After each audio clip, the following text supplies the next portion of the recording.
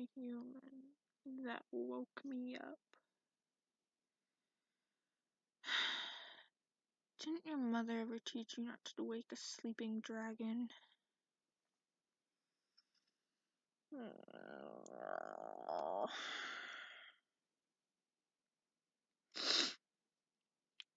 So, do tell, what in God's name compelled you to crawl into my cave and wake me up? Now, you want a dragon scale. And why do you want one of my scales? No dragon scale of mine will help you brew your sleeping potions. They just simply don't work. Besides, haven't you heard? Dear old Draconius has moot scales. I think my scales are quite lovely, but not everyone follows my thoughts. No harm to me in the end. I mean, I do get to keep my scales. So you came all this way for nothing. Oh, don't look too bummed out. I'll cut you a deal. Warn people not to wake me up, and maybe I'll let you return and not be killed. Did you just yawn? Unbelievable. You woke me up, and now you're the one who's yawning. Humans are so selfish. And that's coming from someone who sleeps on a hoard of shiny jewelry. So, what? Do you want to live? Or do you want to kindly get the fuck out? Neither. Third option, I go back to sleep. You fuck off. I think it's a good idea. No, you don't want to do that. Well, I could go back to sleep, and you could also go to sleep. I'm not that much of a monster. I'll grant you one nap time. You may sleep here, but only once. Alright. I see that you like the sound of that. But you should know there are some things I like to do before I go to bed. Get that stupid look off your face. It's nothing like that. I was talking about, reading. maybe music some days. Whatever I feel like doing. But if you're going to be rude about it, you can leave. No? Alright. Here, I'll even be nice and go get you a drink. I brought you a nice cup of hot water. What? Can I not have a fox cup? Did you think that just because I'm a dragon, everything I own is dragon themed? Don't be fucking racist. I will be nice after your racist comment and offer you different types of tea.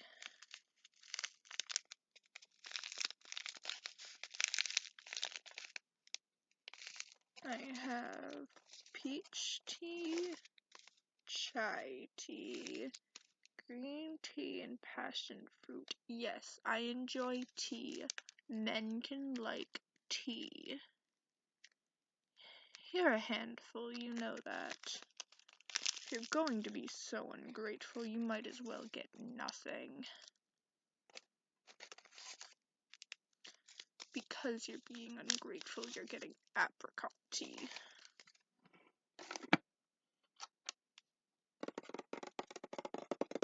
My lovely little box full of tea bags.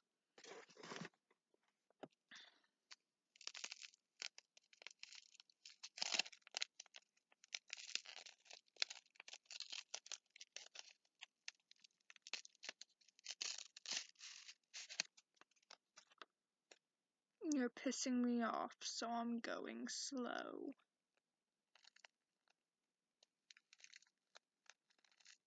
Crunch, crunch. Like your bones if you don't stop pissing me off.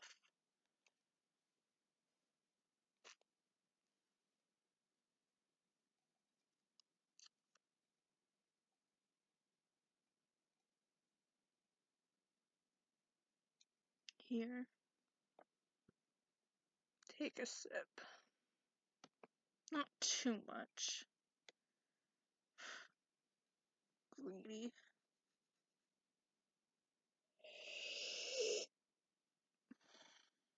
I do enjoy some tea.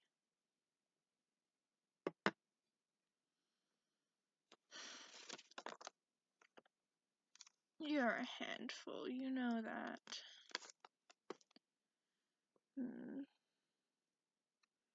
Despite being rude to an extent,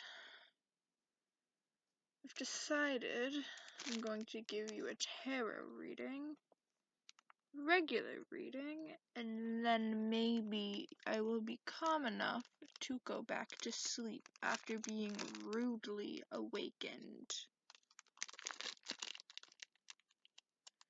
Let me get my tarot cards. Can a boy not have a hobby? Must you comment on every little thing I do? Bit of a tattered box.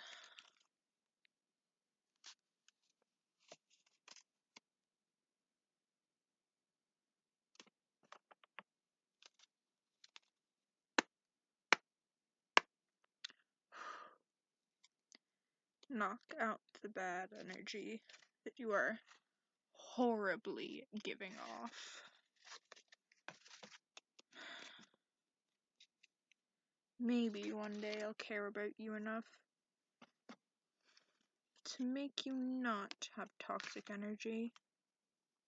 Well, not toxic, but it doesn't make me happy.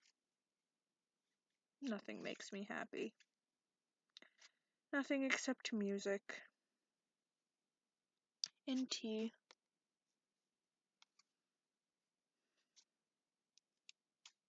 My little sister, but that's a topic for a different day.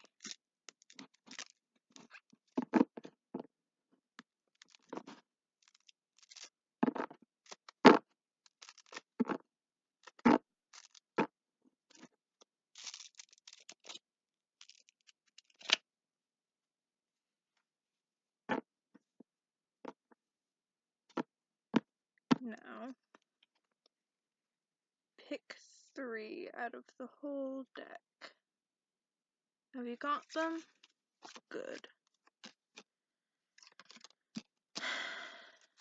You have 3 cards: your past, your present, and your pitiful future. Your past, the Hermit. That's surprising. No, I don't know everything off the top of my head. Shoot me.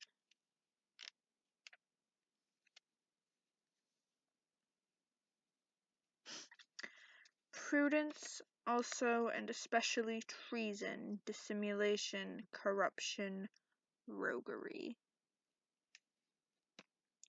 Shocker. Your present, justice. 2 cards, Justice and Queen of Pentacles. Let's see what you've been up to. Justice, equity, righteousness, probity, and executive. Nice to see you've gone somewhere far. Well, better than the Hermit. At least you've improved. Queen of Pentacles. The face suggests that of a dark woman whose qualities may be summed up in the idea of the greatness of soul. She has also the serious cast of intelligence. She contemplates her symbols and may see the worlds therein. Divinatory meanings: opulence, generosity, security, magnificence, and liberty. Aren't you getting somewhere nice? Your future, the Queen of Wands. Somebody is a bit of a queen. I can tell you're as dramatic as one. That was funny and you know it. Queen of Wands. Throughout this suit, the wands are always in relief, as it is a suit of life and animation, emotionally and otherwise. The Queen's personality corresponds to that of the King, but is more magnetic. Divinatory meanings: a dark woman or countrywoman, friendly, chaste, loving, and honorable. The card beside her signifies a man. She is well disposed towards him. If a woman, she is interested in the querent. Also, love of money. Lucky for you, you got the lesbians. There, are you satisfied? Don't ever say I didn't do anything for you. I know you didn't ask, but don't ever say I never did nothing for you. Didn't ask or not, I've still done something for you.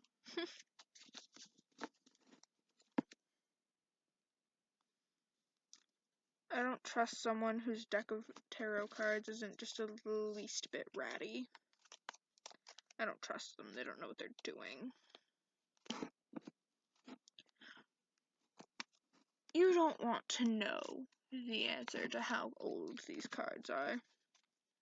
Older than you. Of course I'm older than you. I'm over 700 years old. I don't think you are older than me. You look younger than 100. I know I look 17, but I'm not. Do I need to show you my birth certificate? plastic bag for protection. No, it didn't have the plastic bag when I got them. I got them 600 years ago. You're making me want to not read to you.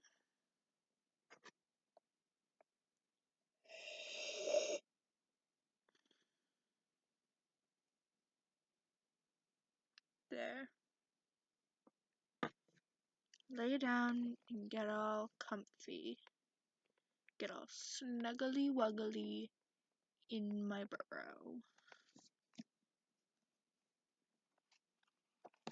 Yes, you're going to read a murder mystery with me. It's the only book I've got right now. I could find my Edgar Allan Poe, but I don't want to.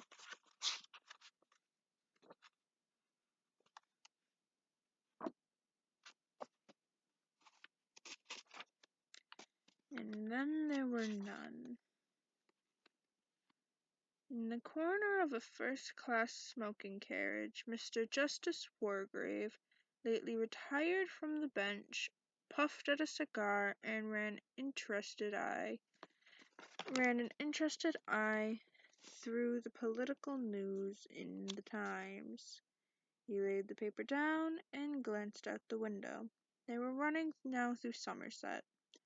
He glanced at his watch. Another 2 hours to go. He went over in his mind all that had appeared in the papers about Indian Island. There had been its original purchase by an American millionaire who was crazy about yachting. I'm gonna only read you one chapter. I'm tired too. And an account of the luxurious model house he had built on the little island off Devon coast. The unfortunate fact that the new third wife of American millionaire was a bad sailor had led to the subsequent putting up of the house and island for sale. Various glowing advertisements of it had appeared in the papers. Then came the first bald statement that it had been bought by Mr. Owen. After that, the rumors of the gossip writers started. Indian Island had really been bought by Miss Gabrielle Turrell, the Hollywood film star. She wanted to spend some months there free from all publicity. Busybee had hinted delicately that it was to be an abode for royalty. Mr. Merryweather had whispered it to him that it had been bought for a honeymoon. Young Lord L, had surrendered to Cupid at last. Jonas knew for a fact that it had been purchased by the Admiralty with a view of carrying out some very hush-hush experiments. Definitely, Indian Island was news. From his pocket, Mr. Justice Wargrave drew out a letter. I don't read English, I read Romanian. Be happy I'm translating it for you. You made me lose my place. Drew out a letter. The handwriting was practically illegible, but words here and there stood out with unexpected clarity. Dearest Lawrence, such years since I heard anything of you, must come to Indian Island. The most enchanting place, so much to talk over. Old days. Communion with nature, back in sunshine. 12:40 from Paddington. Meet you at Oakbridge. And his correspondent signed himself with a flourish, his ever-constant Culmington. Mr. Justice Wargrave cast back into his mind to remember when exactly he had last seen Constance Culmington. If you're going to keep trying to interrupt me, I'm not even going to finish the chapter, and I will just leave you in my burrow and lay on you until you suffocate and fall asleep. Mr. Justice Wargrave cast back in his mind to remember when exactly he had last seen Lady Constance Culmington. must have been 8 years ago. She had then been going back to Italy to bask in the sun and be at one with nature in the Contadini. Later, he had heard she had proceeded to Syria, where she was proposed to bask in yet a stronger sun and live at one with nature and the Bedouin. Constance Comington, he reflected to himself, that's it.